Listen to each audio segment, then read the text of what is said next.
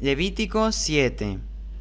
Esta es la ley de la víctima ofrecida por el delito. Esta víctima es cosa muy santa. La víctima por el delito se sacrificará en el mismo lugar donde se sacrifica la víctima del holocausto, y su sangre será derramada en el altar y en su derredor. Ofrecerán la cola y la grasa que cubre las entrañas, los 2 riñones junto con el sebo adherido a ellos, y a los lomos, y la telilla del hígado que se separará de los riñones. El sacerdote quemará todo esto sobre el altar como sacrificio por el fuego para Yahvé. Este es el sacrificio por el delito. Todo varón de entre los sacerdotes podrá comerlo. Se comerá en lugar sagrado, pues es cosa muy santa. El ritual será el mismo para la víctima por el pecado y para la víctima por el delito. La víctima pertenece al sacerdote que hace la expiación. El sacerdote que ofrece un holocausto se queda con la piel de la víctima. Toda ofrenda de flor de harina que fue cocida en horno o tostada en sartén será del sacerdote que la presentó. En cambio, toda ofrenda amasada en aceite o seca se dará a todos los hijos de Aarón, en proporciones iguales. Esta es la ley del sacrificio de comunión que se ofrece a Yahvé.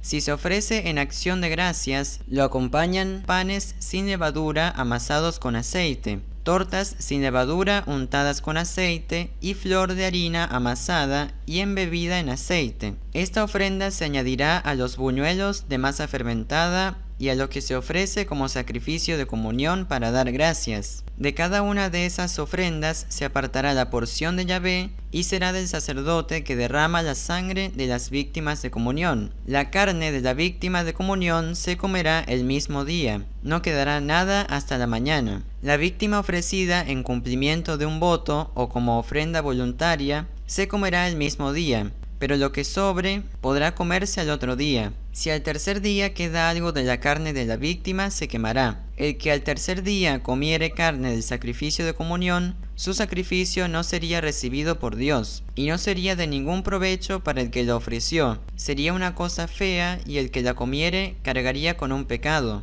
No se comerá la carne que ha tocado alguna cosa impura, sino que la quemarán. En cuanto a la carne del sacrificio de comunión, cualquier persona que esté pura la podrá comer. El que, estando impuro, coma de la carne del sacrificio de comunión presentado a Yahvé, será borrado de entre los suyos. El que haya tocado cualquier cosa impura, sea de hombre o de animal, o cualquier otra abominación impura, y a pesar de eso coma de la carne del sacrificio de comunión ofrecida a Yahvé, será borrado de entre los suyos. Yahvé habló a Moisés para decirle: habla a los hijos de Israel y diles: no comerán sebo de buey, ni de cordero, ni de cabra. La grasa del animal muerto o destrozado podrá servir para cualquier uso, pero no la comerán. El que coma grasa de algún animal que suele ofrecerse en sacrificio por el fuego para Yahvé, será borrado de entre los suyos. Cualquiera fuere el lugar donde vivan, no comerán sangre, bien sea de animal o de ave. Cualquier persona que coma sangre será borrada de entre los suyos. Yahvé dijo a Moisés: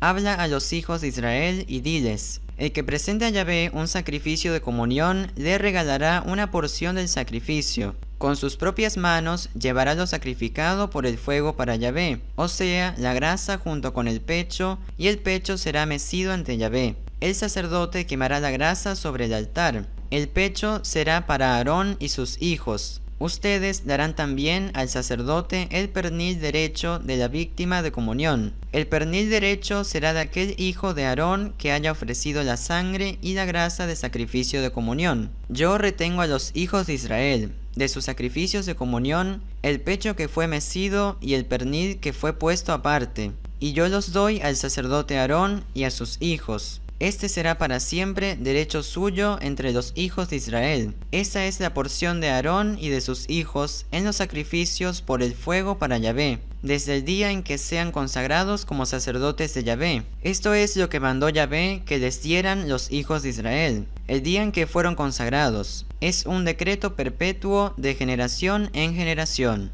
Este es el ritual del holocausto, de la ofrenda, del sacrificio por el pecado y por el delito, y del sacrificio de comunión. Esto es lo que Yahvé ordenó a Moisés en el monte, el día en que mandó a los hijos de Israel que presentaran sus ofrendas a Yahvé en el desierto de Sinaí.